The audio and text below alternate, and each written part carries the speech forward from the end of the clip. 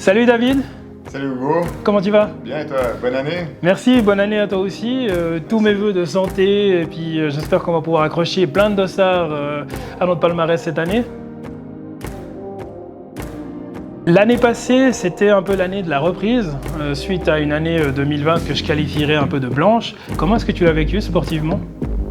Bon, c'était bien parce qu'on a pu refaire un peu des courses, revoir les copains, un peu remettre en route la machine parce que quand on fait pas de course, on est plus aussi moins dans le rythme. Donc moi j'ai bien aimé pouvoir commencer un petit peu à faire des courses et puis à reprendre un rythme un peu, je dirais, plus ou moins normal. Si tu devais citer des highlights ou des points forts de l'année 2021, ça serait quoi? Moi je dirais toujours le groupe Eto parce que moi j'ai toujours un petit point faible pour ce groupe Eto. J'aime beaucoup aussi les courses du mercredi soir. Sinon aussi le run-mate qu'on a fait. Là c'était vraiment sympa, c'était une course par équipe de 12 heures de nuit. On est parti à 4 heures du soir jusqu'à 7 heures du matin. Donc c'était vraiment bonheur. Et là les équipes elles partent, les moins forts partent à 9 heures le matin. Et nous on partait à 4 heures le soir, donc on a rattrapé 175 équipes. Donc c'était vraiment super bonheur. Et puis rattraper, c'était vraiment très très stimulant. Et vu qu'on fait un sport individuel, de pouvoir le faire par équipe, je trouvais vraiment très chouette. Et on va le refaire d'ailleurs normalement en 2022. Moi j'avais déjà fait Utuco, c'est une course similaire aux États-Unis, d'ailleurs ils sont basés là-dessus pour faire ça. Et puis j'avais énormément apprécié, j'avais fait 2 phases de course. Et comme je disais avant, le fait de faire un sport individuel, mais qu'on puisse le faire pour la équipe, puis de l'aborder différemment, se battre pour les autres, pas pour soi. Et puis tout ce stress, parce qu'en fait c'est une course qui dure 12 heures. On fait 3 relais d'à peu près 10 kills. Mais pendant 12 heures, on est au taquet, quoi. Même si on ne court pas pendant 12 heures, on est au taquet pendant 12 heures. Donc c'est ça qui est bonheur, quoi. Au niveau de la gestion, donc c'est une course d'endurance qui est assez longue quand même. Comment est-ce que vous avez distribué les relais? C'est en fonction je savais qui c'était qui était là, puis je savais un peu comment ils couraient. Donc en fonction de celui qui était plus rapide, ou celui qui était mieux monté, ou qui était plus endurant, j'ai mis un petit peu les relais comme ça, quoi. Et ça a été quoi les moments les plus compliqués ou les plus chauds de cette course? Moi, je ne vais pas le rappeler, mais il y a eu un qui s'est perdu une fois. Bon, ça c'était pas grave. Ça n'aurait pas changé au classement parce que pour finir, on avait fait 4e au scratch. Mais sinon, les moments, il y a eu que des moments positifs, quoi. C'était vraiment super sympa. Il n'y a pas eu tellement. Il y a tout qui s'est bien passé, tout le monde était monstre motivé. Puis plus on est dans la course, plus les gens étaient motivés. Donc, et tout le monde a bien géré sa course. Il n'y a personne, parce que des fois, si on part trop vite sur le premier relais, après le deuxième, ça peut être dur, puis le troisième, ainsi de suite. Et là, il y a vraiment tout le monde qui a bien géré son ravitaillement. On a bien pu faire aussi aller au poste, parce qu'il faut chaque fois que le bus vous ramène, la voiture vous ramène au prochain poste. Donc, mais tout s'est passé nickel, quoi. Et la personne qui s'est perdue, après, s'est donnée à 300%, il a même rattrapé du temps. Donc c'est une immense course au niveau organisation et logistique, c'est quand même hyper important. Donc tu parles de relais, tu parles de voiture. Donc tu as réussi à stimuler combien de personnes pour participer à ce challenge? 9. Et puis l'année prochaine, on va faire 2 équipes de 9. Parce que tous ceux qu'on fait cette année, ils sont inscrits l'année prochaine. Donc tout le monde est super motivé, tout le monde est au taquet. Donc on croise les doigts pour que ça puisse avoir lieu cette année, mais ça devrait aller normalement. Oui. C'était chouette, nous on bataille avec mon adversaire avec qui je bataille depuis 20 ans, donc ça s'est bien passé. Puis la dernière fois c'était lui qui m'avait eu sur groupe Eto, cette fois j'ai pu avoir l'ascendance sur lui, donc et puis on a fait vraiment des belles batailles, c'est vraiment sympa de se retrouver, et puis de retrouver tous les autres, et puis aussi une bonne équipe. Non, c'était vraiment chouette. C'est important pour toi ce côté batailler avec les autres justement lors des courses comme motivation? C'est ça qui fait progresser. Et puis c'est ça la motivation, c'est de voir où on en est. C'est pas d'être premier, d'être deuxième, d'être troisième, c'est de batailler avec ceux qu'on a l'habitude de batailler et puis voir si on arrive à aller plus fort ou se pousser plus. En fait, notre adversaire il va nous pousser plus loin, donc c'est plus de progresser. Puis c'est un jeu, quoi. Mais pendant la course, on bataille, mais après on est super copains. Donc ça reste, c'est plus une bataille saine, quoi. Si tu devais tirer 3 choses, qu'est-ce que tu auras appris en 2021? Qu'est-ce que j'aurais appris? Moi, ça fait tellement longtemps que je fais du sport que je sais que j'ai pas plus appris que ça, mais j'aime bien cet esprit d'équipe, justement, qu'on ait pu faire un truc par équipe comme ça.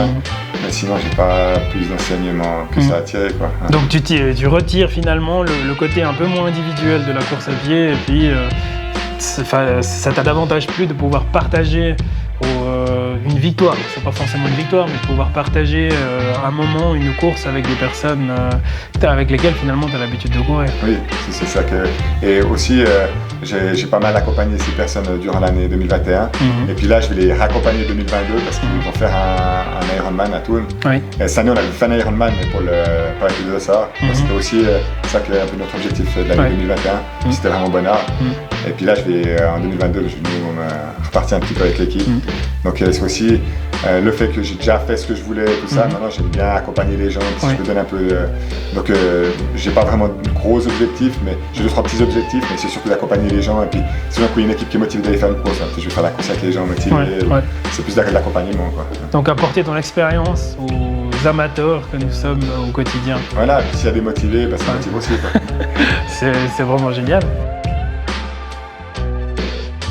Au niveau 2022, donc on est en début d'année, il y a les premières courses, les premières corridas hivernales qui débutent, les 10 km de Payerne en février, le semi-marathon de Zurich je crois, et le marathon même en avril. Donc on a 12 mois de compétition qui s'offrent à nous. Qu'est-ce que tu as prévu de faire cette année? Là, pour commencer les crosses. Donc je vais faire 2 crosses si tout va bien. Et puis après, peut-être je vais faire l'accompagnement au marathon de Zurich, l'équipe là. Et après, je vais faire la préparation pour l'Ironman avec eux. Et après, ce sera un nouveau groupe et tour, un run-mate. Et puis au milieu, on va rajouter quelques petites courses. On parle souvent de pic de forme. Si tu dois cibler des highlights ou des points forts de ton année 2022 où justement tu vas te donner à fond, ce serait lesquels? Les pics de forme, on a prévu, je pense, avril-mai. Et puis après, il y aura un deuxième pic de forme justement pour les grosses fins de saison, j'irai fin août, début septembre. Parce qu'il faut savoir justement qu'on peut avoir 2 pics de forme dans l'année. Donc à un moment donné, on doit redescendre un petit peu, faire une petite pause, puis remonter pour le deuxième pic. Donc là, nous, on a commencé la préparation hivernale en faisant vraiment de la base et un petit peu des séries, des escaliers, un peu de la force. Et puis après, au fur et à mesure qu'on va approcher d'avril, on va commencer à faire des entraînements un peu plus intensifs, diminuer peut-être le volume, mais on travaille vraiment par période pour arriver à un pic en avril. Peut-être qu'on le sait, mais après, je dirais, il y a une phase où on fait de la base, qui peut être peut-être de 2-3 mois. Après, une phase où on va commencer à travailler un petit peu dessus, puis après, il y a la phase de pré-compétition, compétition. Donc il y a la phase base, la phase pré-compétition, puis la phase compétition, où, par exemple, pour préparer un semi-marathon, peut-être qu'on va faire un 10 kg un peu vite, 2-3 semaines avant. Comme pour un marathon, on va peut-être 3-4 semaines avant, on va faire un semi. Donc ça, c'est la phase vraiment compétition. Et puis avant, il y a la phase pré-compétition. Là, nous, gentiment, on a fini la phase, vu qu'on est bientôt mi-janvier, on a fini la phase base, entraînement lent, escalier et force. Et là, on va dans une deuxième phase, on va commencer à faire un petit peu plus de travail, d'intervalle, pour après arriver un peu en avril. Augmenter la vitesse pour être prêt pour les 10 kg de Payerne. Par exemple. Après le challenge semi-marathon qu'on a fait autour du lac de Morat, vu qu'il n'y a pas pu y avoir le semi-marathon de Zurich, je pensais pouvoir enchaîner directement avec la préparation pour le trail. Et puis en fait, la vie a fait que j'ai absolument rien fait du tout. Et puis je suis parti à l'arrache pour faire un marathon de trail en me disant que c'était un peu comme un marathon sur la route. Donc ça fait une trop longue pause. Ouais, j'ai fait une trop longue pause et 0 préparation et franchement j'ai vraiment galéré. Des fois l'autre erreur c'est que justement quand on a fait un de nos objectifs, on est un peu euphorique parce qu'on a bien réussi son objectif comme ça et justement derrière on fait rien et puis on rattaque très fort. Donc tout à fait l'inverse, tout à fait la longue pause de l'attaquer trop. Parce que après c'est bien de faire justement une pause puis de remonter un petit peu en puissance mais il ne faut pas rattaquer tout de suite derrière. Après c'est bien si on fait une trop longue pause, c'est dur à remettre en route aussi. Cette année, j'ai exactement les mêmes objectifs, donc semi-marathon de Zurich en avril et un trail en juin, mais du coup je vais peut-être courir le semi-marathon moins vite, mais en intégrant peut-être un peu plus tôt une partie trail, faire du dénivelé et des sorties un peu plus longues, histoire d'éviter de galérer un peu. On va être en forme en juin. Exactement. Tu feras ta pause après le trail. Faut accepter aussi de ne pas battre son record à chaque fois qu'on participe à une course. Et jusqu'à maintenant, j'ai toujours eu énormément de peine à participer à une course si c'était pas pour me dire « Ok, je fais mieux que la dernière fois ».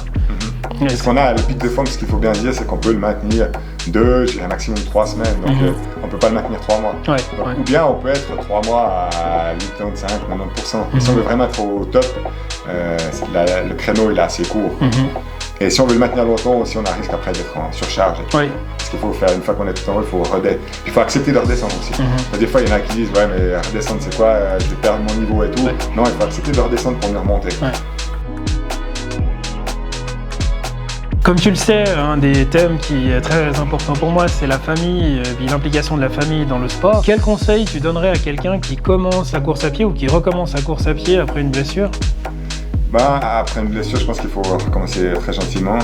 Et puis il faut avoir des créneaux, puis il faut aussi que ça joue avec son temps, professionnellement aussi, peut-être aussi avec la vie de famille. Si c'est une période où il peut dormir plus, dormir moins, il faut bien gérer parce que par exemple, si tout d'un coup on sait qu'on veut recommencer mais on n'a pas beaucoup de temps, qu'on ne peut pas beaucoup dormir, peut-être qu'il faudra plutôt pas se mettre des trop gros objectifs et puis plutôt juste aller faire un petit footing pour changer les idées.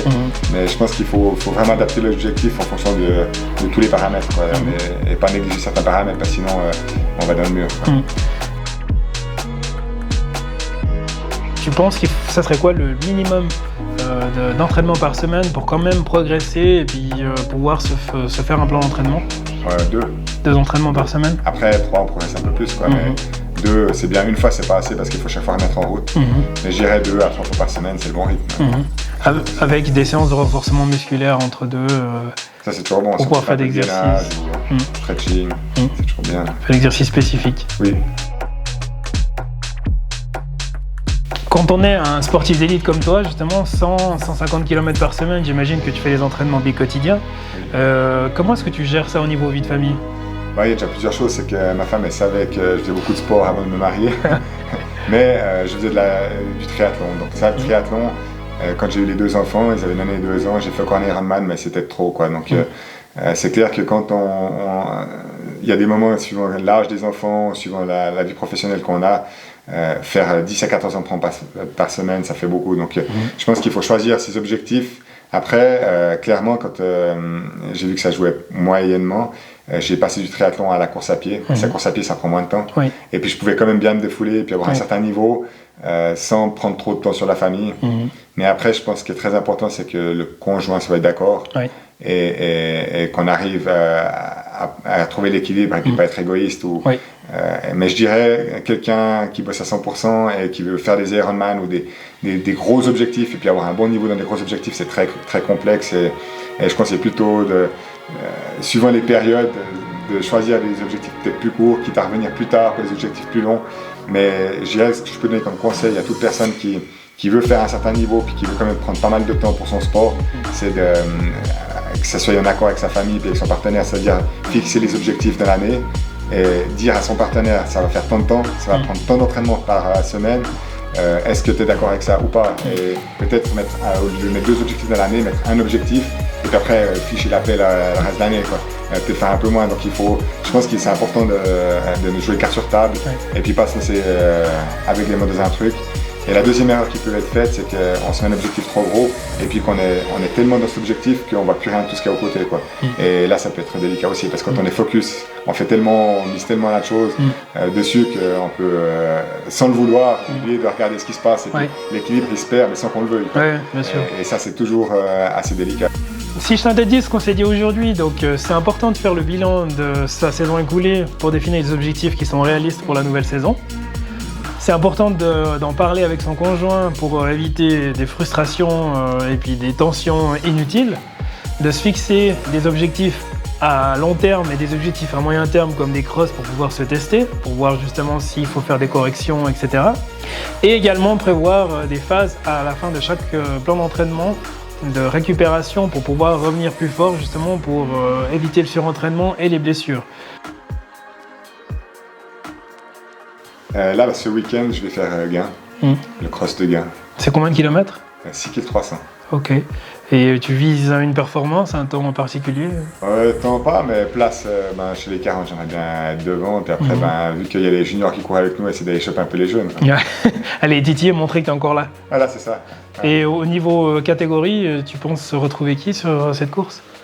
Toujours Adrian Niani, je pense. Après, il faut voir si Il y a peut-être Sergio, je ne sais pas qui c'est qui sera là. Je n'ai pas regardé la liste de départ. Mais en tout cas, Yeni, il est là. Donc ça sera nouveau voir une bataille, s'il a bien bossé cet hiver ou pas. Une belle bagarre. Voilà. Bon, on suivra ça de très près alors. Merci beaucoup David. Merci à toi. Bonne course. Toi aussi, je ne sais pas quand tu vas reprendre. Ah, je suis mes entraînements, mais tu sais, la vie de famille, c'est compliqué. Donc on se revoit très vite. Avec plaisir. Merci. Allez, ciao. Salut.